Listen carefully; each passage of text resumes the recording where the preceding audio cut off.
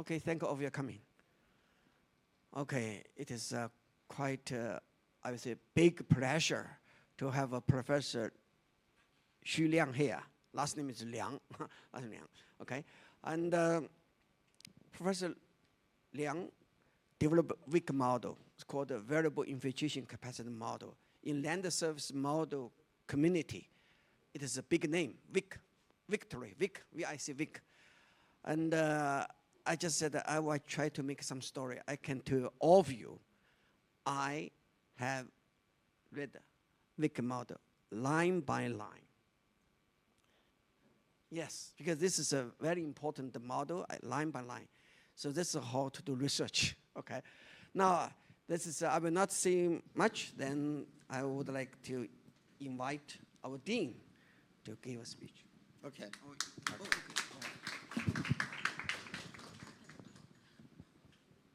First, let me apologize for being a few minutes late. Coming from some other event, and I look down and say, oh no, the talk starts in 1 minute. So sorry for that. So first, let me, before I more formally introduce the speaker, just say a few words about this lecture series. So, and I do this for every time we have one of these lectures. So it's my pleasure to welcome all of you to the William Mong Distinguished Lecture series. It was started in 1991 to celebrate the legacy of Dr. William Mong, who was a visionary in his field and a founder of the Shunhing Group, which is a very important company here in Hong Kong. It provides us here at the university with a platform to invite world-class scholars from all over the world to talk to us and give us an opportunity not only to learn about certain areas of science and engineering, but also give us an opportunity to interact with the intellects that have been formative in our fields in engineering. So on that basis, it's my pleasure to introduce Professor Liang, who's a trailblazer in the area of hydrology from the University of Pittsburgh. I look at the picture here. This looks like the Midwest of the United States. For her work in land surface modeling, eco-hydrology, and the cyber infrastructure that is important for describing these types of natural systems. Her work, as was already mentioned, is on VIC models, and she's been involved, founder of this whole area. A few years ago, as somebody who's a little older, I try not to put dates on things so easily. But she's well recognized in this area. She won numerous awards, such as the Chancellor's Distinguished Research Award, the Carnegie Science Environmental Award, and she is a fellow of the American Meteorological Society. This afternoon, Professor Liang will tell us about the evolution of land surface models, I hope, since that's what I wrote down here, including more recent breakthroughs that have to do with incorporation of things like plant physiology and how they have these complex interactions between water, energy, carbon, and nitrogen cycles. It's really a very pertinent area for so many things that we do today. I think in these lecture series, we've heard about people doing all sorts of modeling and geospatial modeling and things like this.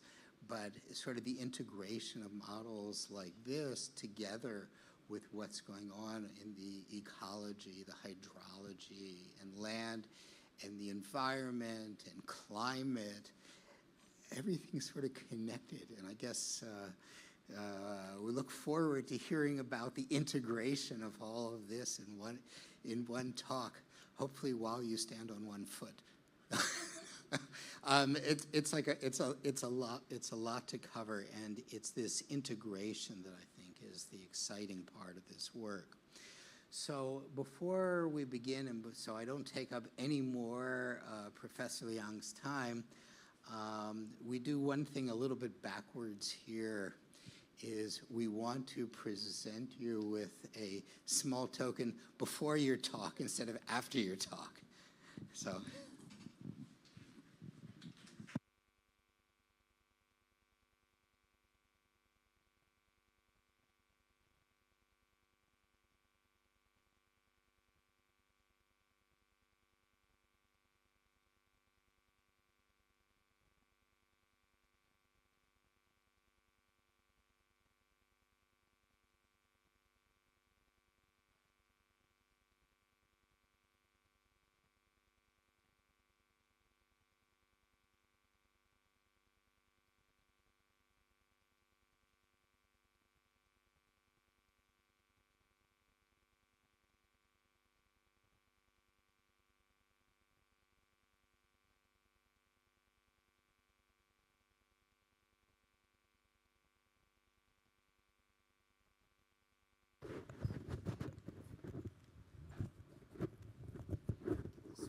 This one.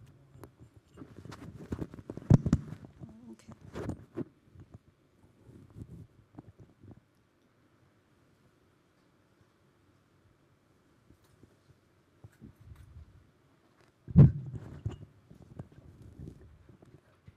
Can you hear me fine? Yeah. Okay. Thank you so much.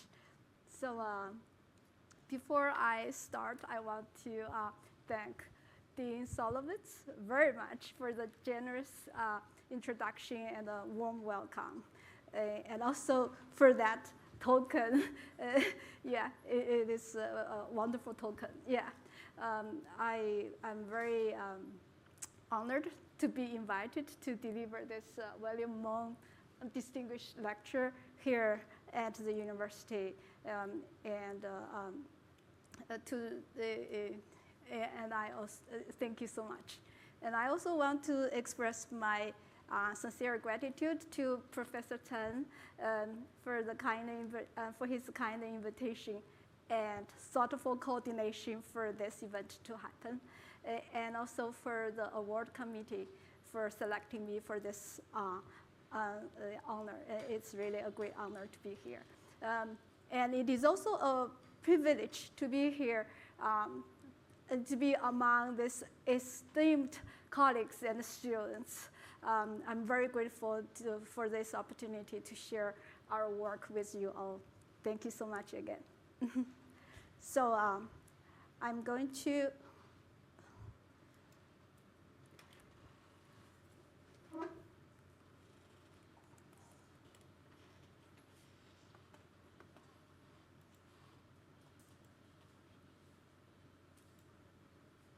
Okay, so here is the title of the work. So I will cover five parts. I will start with what a net surface model is, followed by a brief introduction of the evolution and the key process of it. And then I will discuss some of the challenges and the proposed solutions for it, followed by cyber water. I will end up with some take-home messages and some final thoughts for us to move forward. A net surface model is a numerical model. Let me put a pointer here.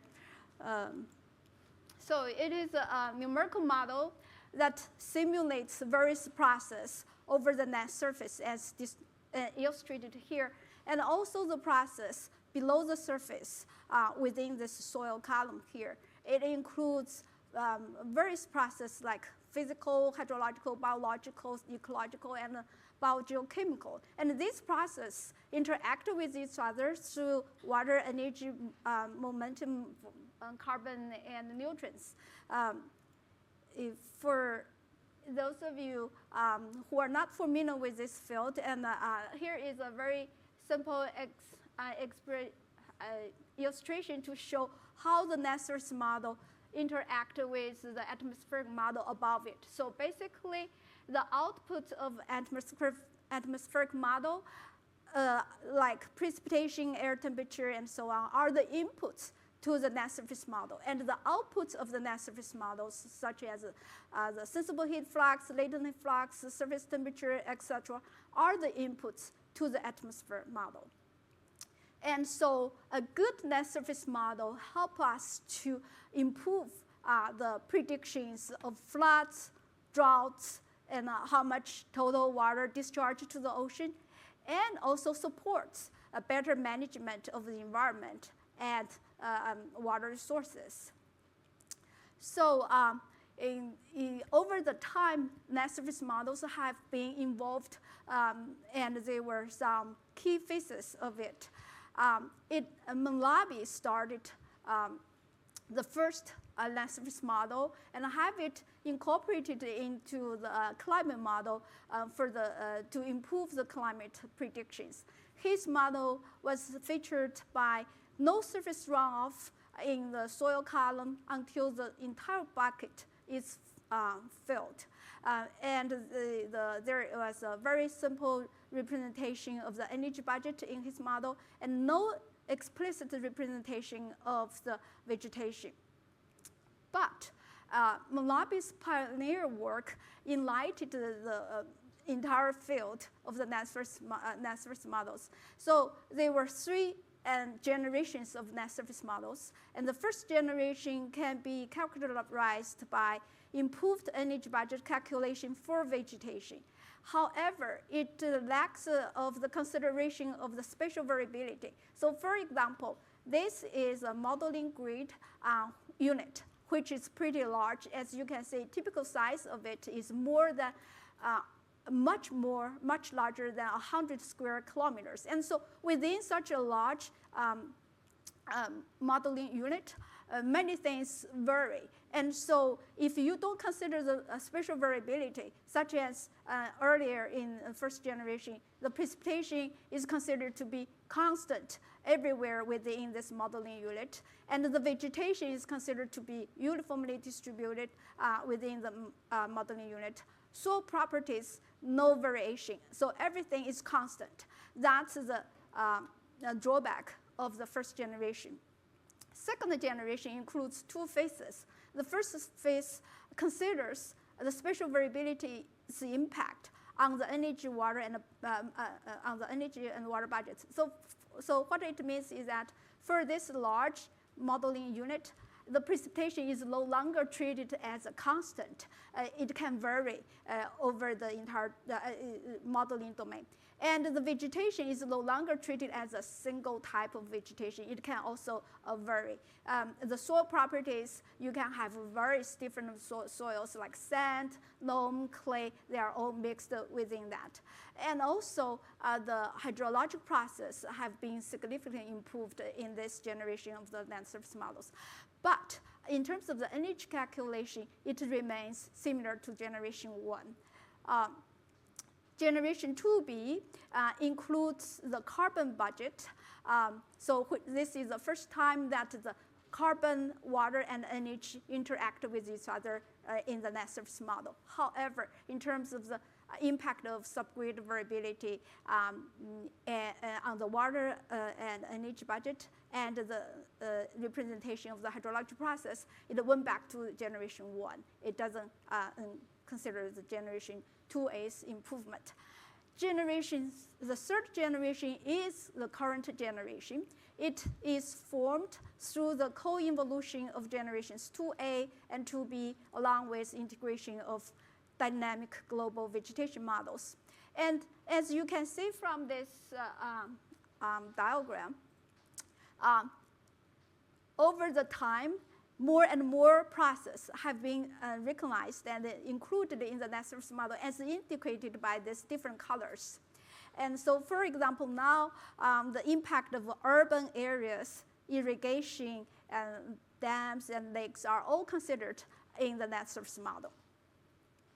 So, how do the third generation of net surface model perform? That's what we all care about. Well, the news is not that bright. This is a recent study by Zhou et al., and where they compared the multi-year average live area index with the satellite observations. As shown up here, these models indicated in these green boxes are those involved from generation 2B, and the remaining of them are involved from the global dynamic vegetation models. As you can see, many of them really don't perform well. And the one here is developed recently by Professor Prentice from Imperial College London. And they used the ecological evolution optimality rules, principles, together with the steady state relationship between LAI and growth GPP. And their model is much simpler, and yet it performs quite well compared with most of them. And so, what causes these outcomes, which are not desired, right? We hope the models will perform beautifully, and yet they are not yet. So, as you can see, the models over the time of the evolution, it becomes more and more complex. The increased complexity and completeness makes the model more realistic. But at the same time, it introduces more free parameters, which make the model less reliable. In addition, insufficient constraints make the model less robust. So, in my view and in my opinion, when we advance in the development of net surface models, we need to balance the realistic, reliable, and the robustness. So these three need to be balanced. We cannot say, hey, we are more and more realistic, and then we forget about the other ones. And so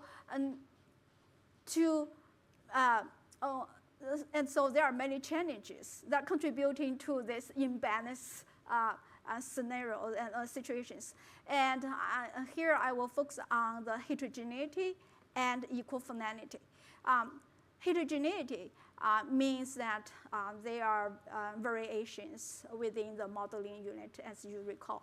And several methods try to address that. For example, you can use unstructured shapes like this to address the variability.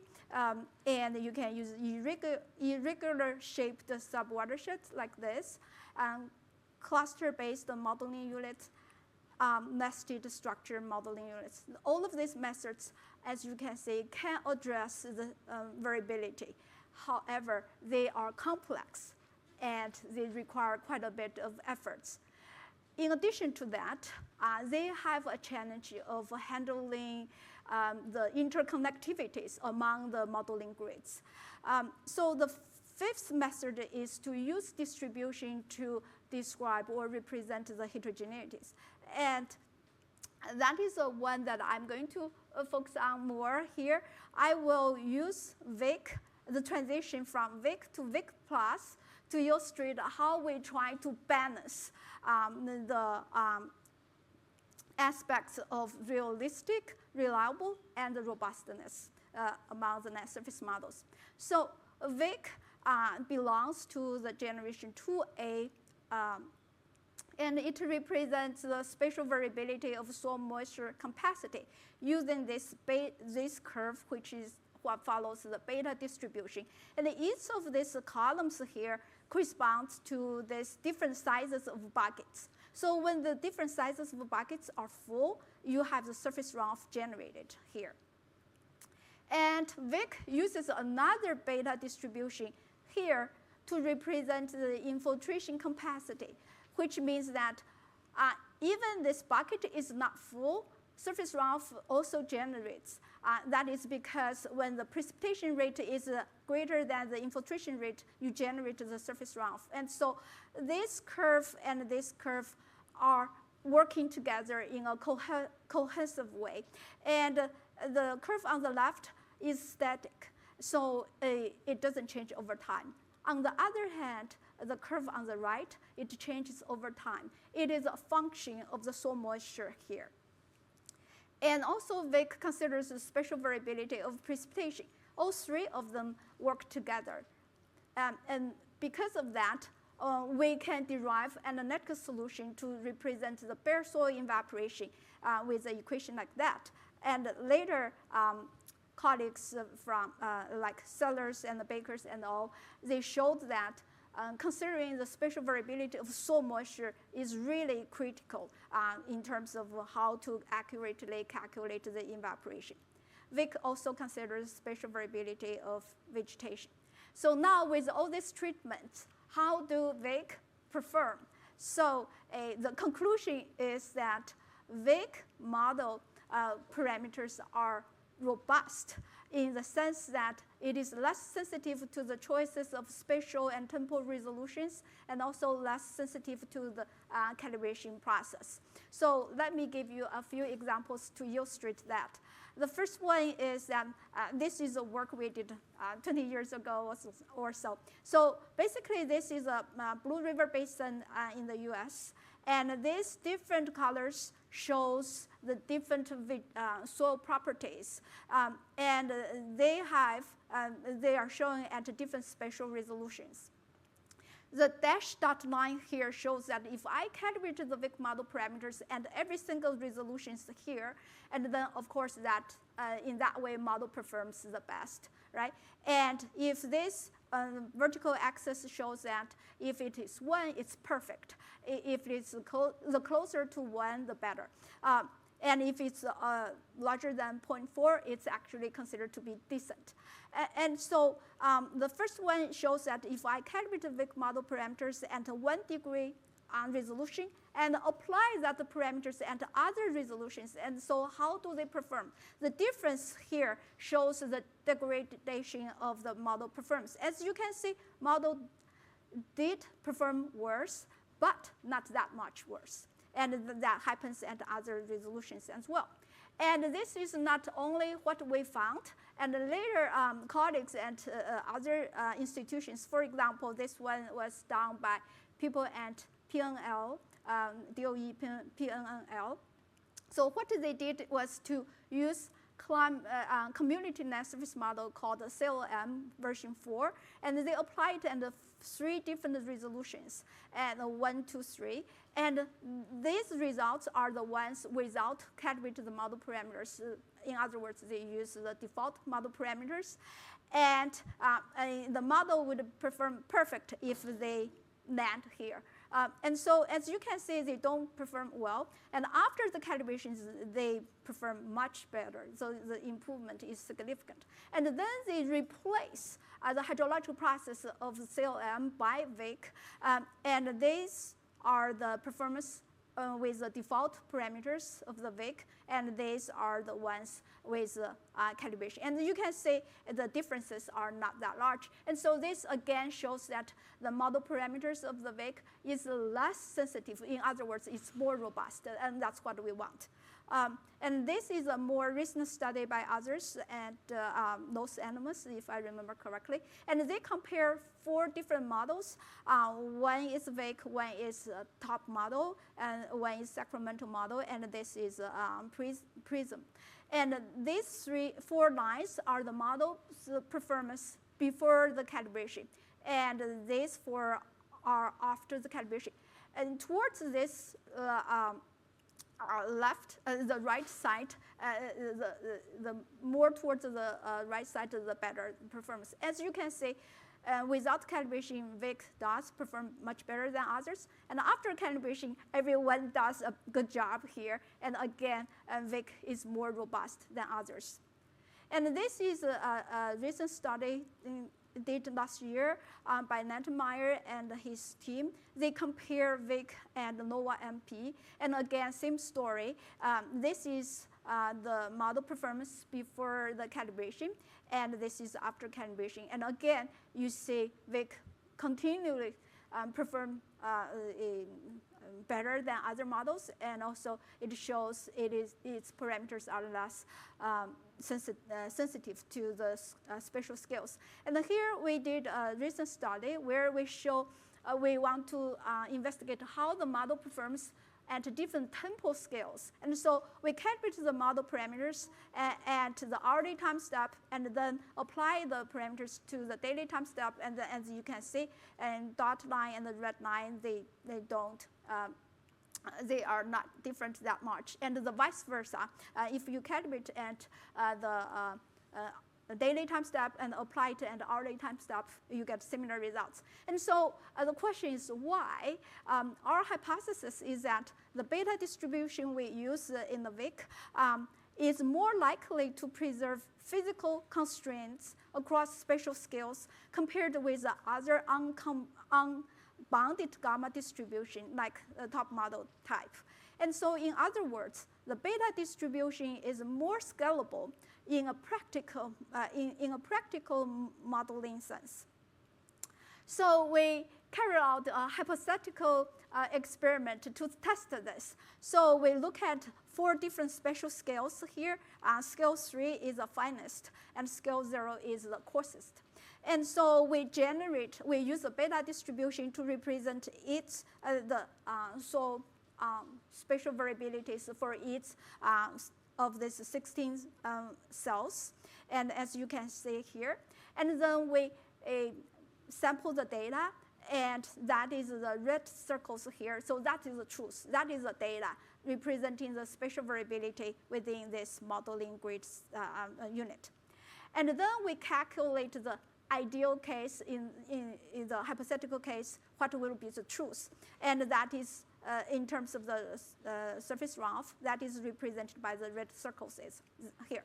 And then we aggregate every 4 cells into one cell, and then every 4 cells into another cell, and every 4 cells into another cell. So in this way, we aggregate the variability from the finest resolution to the coarsest resolution and say how the model performs.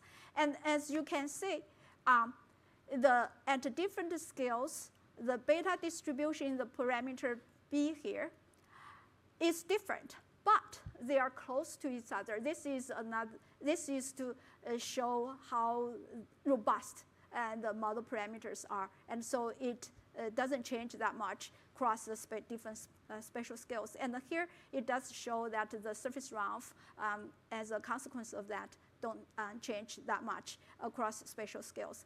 And I will, for the interest of time, I will just escape that and to show you the results. And if you don't consider that spatial variability, you see that at different spatial scales, the differences are large. And so in practice, people have to calibrate the model parameters at every single spatial scales in order to make the model perform well. And so then the next question is, are these beta distribution realistic in reality, right? And so you assume that to represent the variability, but in reality, does the soil properties follow the beta distribution? And so to investigate that, we look at more than 800 study areas using statistical data. And what we found is that more than 80% of the study areas do perform well by using the beta distribution. And as you can see here, but there are 18% of them in which beta distribution fails. It doesn't represent the spatial variability in reality. And so to supplement this field data, we carried out more studies to support this, to test this. So what we did is to assume the porosity follows the log normal distribution shown up here, and the soil depth follows beta distribution with different sets of the parameters. And so you convolute this porosity with the soil depth to get the soil moisture capacity, which is represented by the blue circles here, and that's the truth. And then we fit that data with the beta distribution. And as you can see, you can get a decent representation that way. And also we tried to use the beta distribution to represent the porosity and convoluted with the different depths, and also you can get this representation. In other words, these are the realities where you do find the beta distribution perform quite well. Now, we try to understand under what circumstances that this weird S shape that we found in reality, how can we come up with the different combinations to mimic that reality? So what we tried is that at least one of the scenarios you can reproduce that reality, which is to have the bimodal distribution PDF like this to represent the porosity, and then use the beta distribution with such parameters like this to represent the soil depths, and you convolute these two, you can get this blue lines here, and that shows that S curve that people found in reality. Okay, so by now I have shown you, I hope I can I demonstrate that with the treatment of the Vic, we do have the strengths that the models are more, the parameters are more robust across spatial scales and temporal scales. And also these beta distributions are indeed can represent the majority what we have found in reality.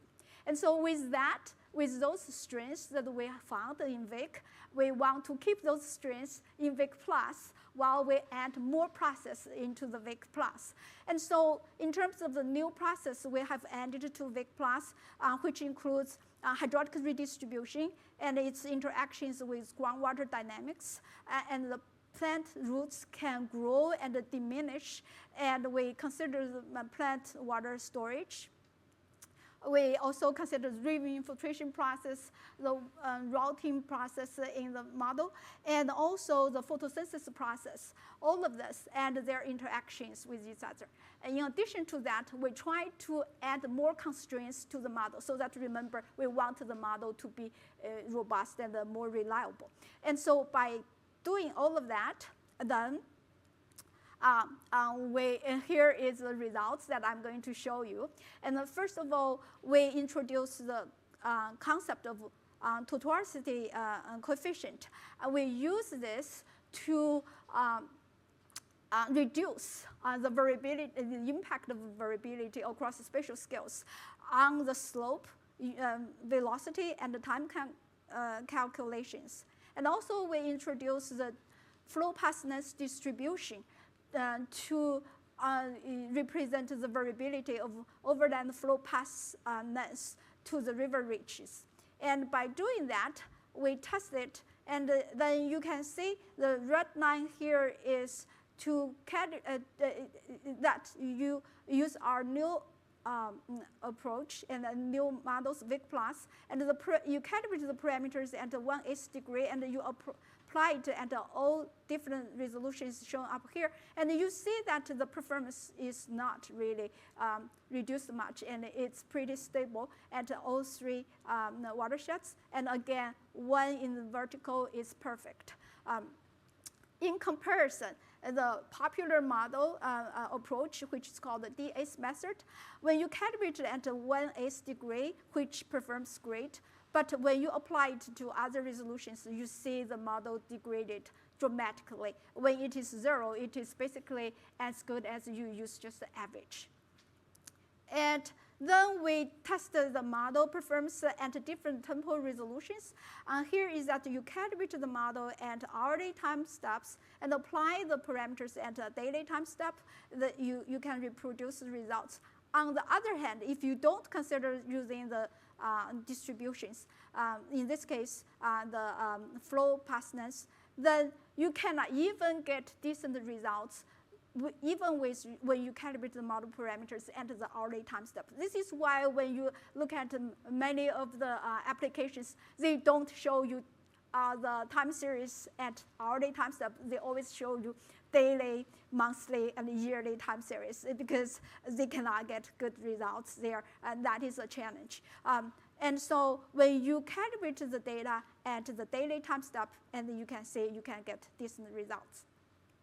Now let me move on to discuss how we increase the constraints to VIC Plus to make the system more robust. And here is a picture. As we know that if there are not enough constraints, the system will not be stable, and then the bridge can collapse. Of course, in our cases, it's not as bad as that. So the idea we do it is to represent the same process simultaneously as many different, from as many different aspects, perspectives, and equations as possible. That's how we do it when we constrain the models. And so the idea behind this is that we think many different plausible schemes contain information that are complementary to each other. And so the key is to find a way to combine them so that we can represent the incomplete pieces in a right way. And so to combine them together is the key. And so in this concept, then we combine the photosynthesis, one of the stomatic conductance that is used to represent the photosynthesis process from the optimality perspective, which is this approach, with a semi-empirical equation, which is this approach. We combine them so that we can add more constraints to the system. And at the same time, we can reduce free parameters, which is important. And by doing that, we compared our approach, indicated here as new. We compare it with the state-of-the-art plant process, which are indicated by the 5 of them here. And here, their number of parameters are listed as well. And so the results show that our approach does give you the smallest percentage of results that are likely unreasonable, and while other methods give much higher percentage of results that are likely unreasonable. And so now let me move on to the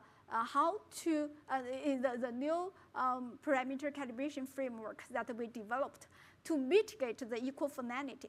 So what does the equifinality mean? Equifinality means that there is no single unique solution that can satisfy this mathematical equation, this mathematical expression. So what it means is that you can tune the parameters, for example, P1 through Pm. You can tune them to get the results of Q simulation, and so that it can match the observations. And so there are many combinations of these parameters, many combinations of them that can lead you to match these observations quite well. But many of them are invalid, or they are physically not realistic. And so you want to avoid that. And to mitigate that equifinality challenge or issues, the approach we propose is to classify the model parameters for calibrations into three categories. The first group is contains the parameters that are most sensitive. A second group is less sensitive, and the third group is the least sensitive parameters. And so, in the first execution, the first run, which could include 100 times of executions of a model, for example, the parameters that are included in the first group can explore in their parameter space fully, from minimum to maximum, while the group in the parameters in the second group, we limit their values to be taken, and in the third group, even less. And so in that way, we reduce a large number of unnecessary combinations among the parameters. And after the first round, and you come to the second round, and then the parameters in the first group, their range gets to be shrinked. And then you relax the range that you allow the second group to explore, and still you limit the parameters that the third group can take. And by doing this, the idea is that you can reduce huge number of parameter combinations that are not necessary, that are unnecessary. And so by doing this, then you get to the final results. And so we tested this at a watershed using DHS-Wave model, which includes 134 parameters that need to be calibrated, and by using the stream flow at this outlet. And so you can see the equifinality problems can be huge. And we use Vic model as a reference to generate the stream flow at the outlet here so that we know the truth. And between DHS-Wave model and the Vic model, there are 87 parameters that are common to each other. And so by doing that, here are the results. So by using our approach, and this is to use a traditional approach, which is a very powerful algorithm similar to this algorithm developed by them. So by comparing with this very powerful one versus ours, and here are the results. Remember, there are 87 parameters to compare with. And the traditional one, you have 31 parameters out of 87 parameters that don't converge. So in other words, over the 4,000 model executions, you can have these model parameters all over the parameter space. They don't converge to any values. And 23.8 of them hit the boundary. So you have the minimum and maximum ranges for these parameters. They just get to the boundary, and so they want you to enlarge the range of that. And many times, that is outside of their physical meanings, right? And in comparison, our algorithm only have 6 parameters that not converge, and also 8.5 parameters that hit the boundary. And so if you compare 6 to 31 and 8.5 to 23.8, that is a huge reduction. And among the parameters, both converge. Ours converge closer to the truth, and so which is indicated by this matrix. And so if this number is more than 50%, which means the new method converges closer to the truth. And this table shows that in our case, most of the parameters that don't converge, like 5.8 and 5.2 here, they are in the last group, which remember the group 6. And while in the current popular method, their parameters are spread out all over the places from group 1 to group 6. And this table shows that the current method, after 4,000 modeling simulations, their Nash-Shockley coefficient, 1 is perfect, remember? And their coefficient is at 0.8, so which is higher than our method. But this is exactly the point, which is that the current method get the right results for wrong reasons. Why? Because their parameters don't converge, nor their parameters hit the boundary. And so they get these combinations and give you better results compared to the observations. However, their combinations are not valid. So with that, I'm going to discuss cyberwater, which is a new cyber infrastructure to embrace new emerging challenges. So as modelers, we know that models need data, but data are usually not usable by models without doing a huge amount of pre-processing efforts. And also, model results need to be reproducible, and that is a very challenge. That even within our own group, sometimes the results cannot be reproducible. And also, we want to have models to be coupled with each other so that we can tackle more complex scientific problems. And all of these are challenges. And to address these challenges, we develop a platform which enables a smooth workflow from data to model to visualization. All of them are within one unified user interface. So, and CyberWater has several unique characteristics as listed here, and so I will not go into the details. And these unique features are achieved through its open architecture design, and which is illustrated by this diagram. And so basically, CyberWater has its MSM, stands for Metal Scientific Modeling, and it includes 4 parts: the system core, and a gateway to a workflow engine. In this case, we use Vistral, and data agents. Through data agents, very diverse data can be automatically flowed into the system. And the model agents, through model agents, various models can be integrated into the system. And in addition, we have what is called the integration engines, in which external systems can be easily integrated into the system. And currently, we have GraphJS, MATLAB, and Docker. And also, you can have your own models integrated into the system without writing a single code. In doing that, you just use the model toolkits that we developed, which helps you to integrate your model. And also, we developed a static parameter agent toolkits, which helps you to automatically prepare your model input data files to meet the requirements of your model automatically, all of them automatically, so that you can have the entire system reproducible by everyone in the world. And also, your model can be run locally or on the cloud through the HPC, high performance computing. And so here is an example, some of the examples where various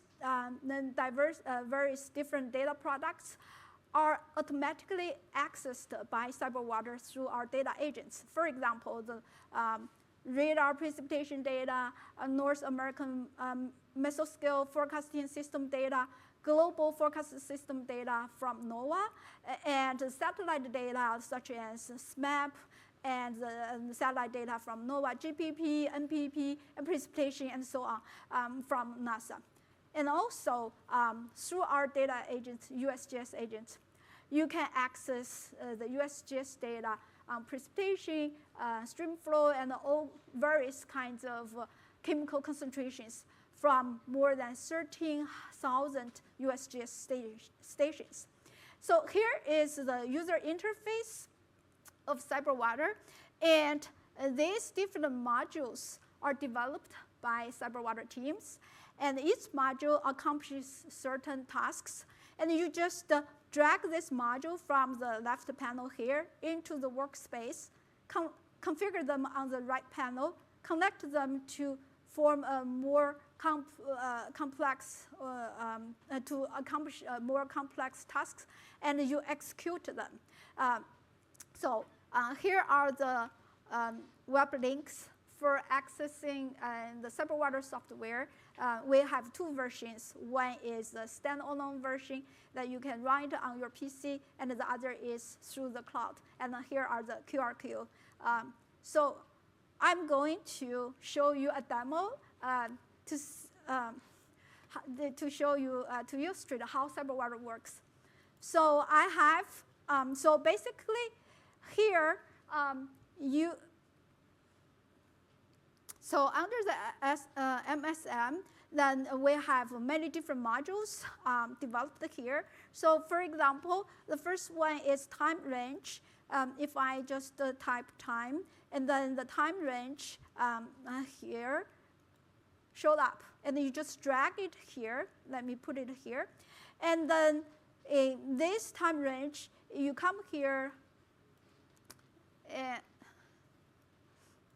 So you just configure where you want to study a watershed or a study region, for example. You want to specify when do you want to start it, when do you want to finish it. And then that is how you specify that. And then you can, let me delete this. And then you can get the space range here, and you drag it here. And so this one is just what I have here. And so with this space range, you specify the north, south, west, and east, and this entire area. And then you show that, you specify them, and then you connect all of them together to form this workflow, and then you execute it. And then you get the results here. So this one is a very simple one where you automatically access USGS data, and you can hop your mouse over the graphs here to get the results that's shown up here. So what is the values here, for example? And this is a very simple one. And this entire workflow is recorded. And so anyone in the world can reproduce it. And you can go to, so this is a very simple one. And let me show you a more complicated one where I want to show you how so this is a workflow that we built in which Vic model is coupled with a routing model. And so let me execute it first, and while we are waiting, and I can explain it to you a little bit more. So because it will take a couple minutes to execute it.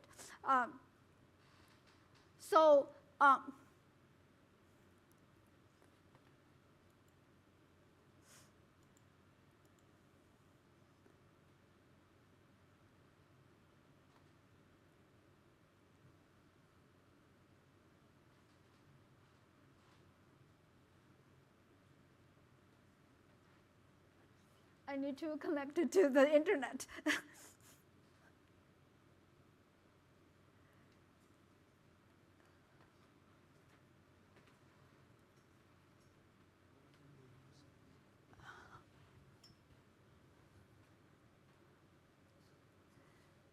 Oh my gosh, it is off now.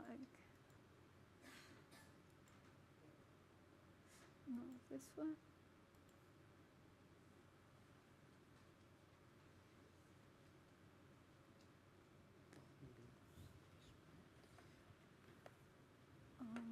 This side.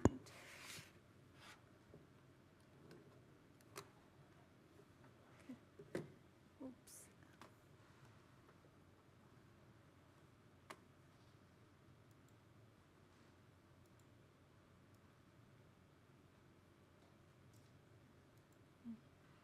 Okay. It is running now. Okay, good. So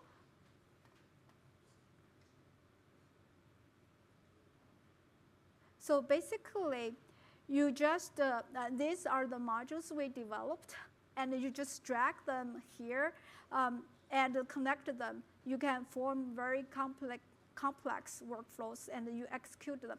Everything here is recorded through the provenance. And once you have it is built, you can reuse it many times. For example, this is a workflow built for executing a watershed in Pennsylvania. And you can just change the time range and space range to some watershed in Hong Kong, for example, and doing some corresponding changes in the configuration panel here. And then you can execute this workflow for your watershed here. Very convenient and effective. So for example, because we have GraphJS connected, and so while you are executing it,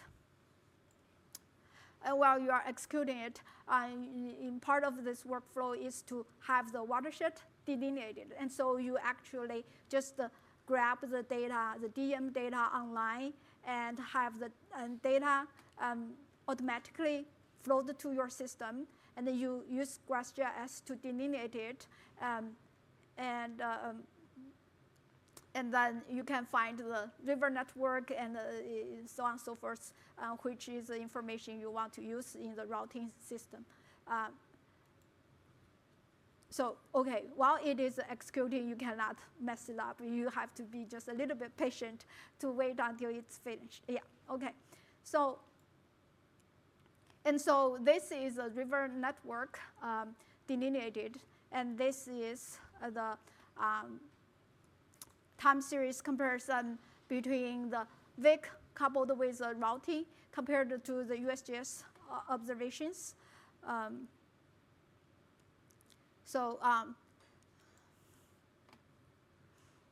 For example, by the way, I want to let you know that right now the results here shown are not with the parameters calibrated.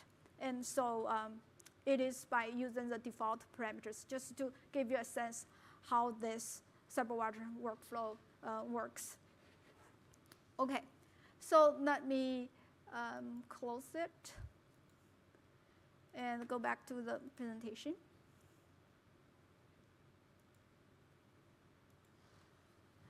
Okay, so cyberwater, in a nutshell, basically it makes the modeling intuitive, reproducible, reusable, and replicable with unified data modeling and the visualization interface, as you saw. And then you can just build it by drag the modules into the workspace.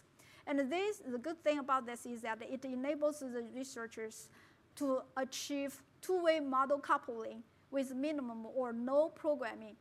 Because right now, if you want to couple different models, you have to mess up with the source code. And that is not an easy job. It is actually a huge job to do the model coupling, because you have to understand both models and then couple them at the code level in order to make it to work. And this software platform offers you the opportunity not to do any model coupling and coding in order to achieve that. Another thing is that it not only by doing this facilitates the communities to tackle critical issues through the team collaboration, but also it facilitates the communities to conduct multi-model assessment, model intercomparisons, and the model integrations or couplings. Because right now we don't have a platform, and the model intercomparisons, model assessment becomes very challenging. So with that, I want to conclude by showing you that the take-home messages. And so basically, I think by advancing the development of net surface models, we do need to keep in mind we want to have a balance mind. We need to balance between realistic model to be realistic, while the model need to be robust and reliable. And to achieve that, I hope I have illustrated the efforts that we have made so far. Part of them is to reduce the number of free parameters. We achieve that through the use of the distribution where feasible, and also we apply the optimality principles where possible. And also we need to improve the robustness of model parameters across scales. We need to increase model constraints, and also we need to improve model parameter calibration techniques. And like I mentioned earlier, that we also need to establish benchmarks or baselines for systematical model evaluations using cyber infrastructure, such as cyberwater is a good candidate for that. Because right now we have many models developed. However, many models are not thoroughly tested. So we really don't know which one works and which one doesn't work. And the reason is because we have this very challenging issues to make sure when we test the model and compare the model, they are on the same page. And so I hope this CyberWater provides a platform for that, moving forward for that, so that we can actually test the models, assess the models to understand what we need to do moving forward. CyberWater 2, right now we are in the second phase of CyberWater, which is called the CyberWater 2. And this one is collaboration-centric. And so what we are trying to do is to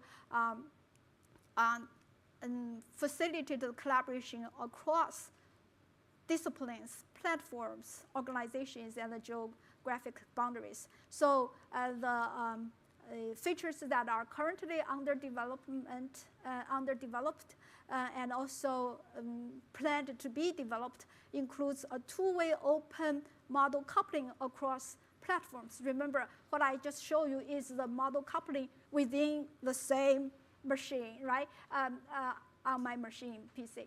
But we want to extend this capability by allowing the coupling across the platform. So, for example, we can have a model running at DOE supercomputer and couple it with a VIC model running on my laptop. So that will be allowing the coupling, two-way coupling across the platforms. So that's what is ongoing right now.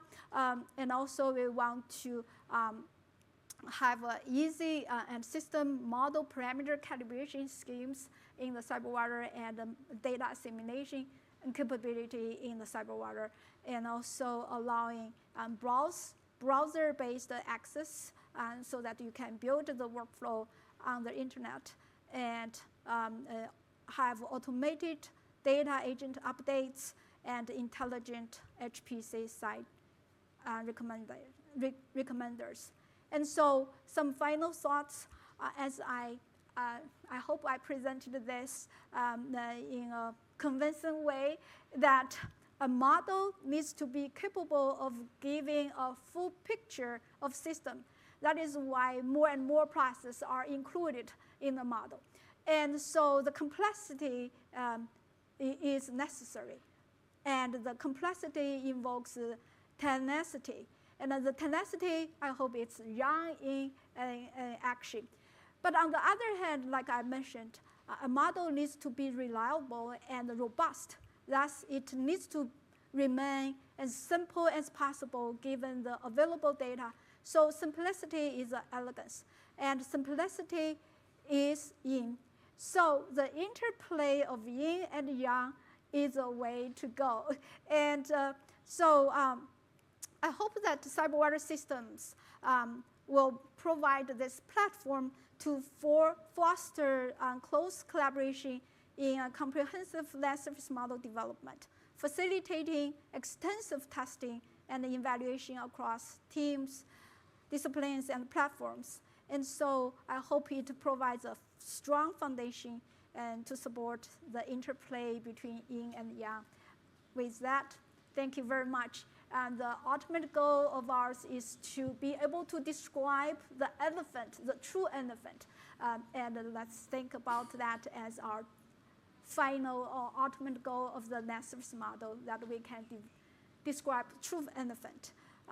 So with that, I want to thank you all very much, and the acknowledgement to all the people involved in the work contributed to this presentation and the funding agencies.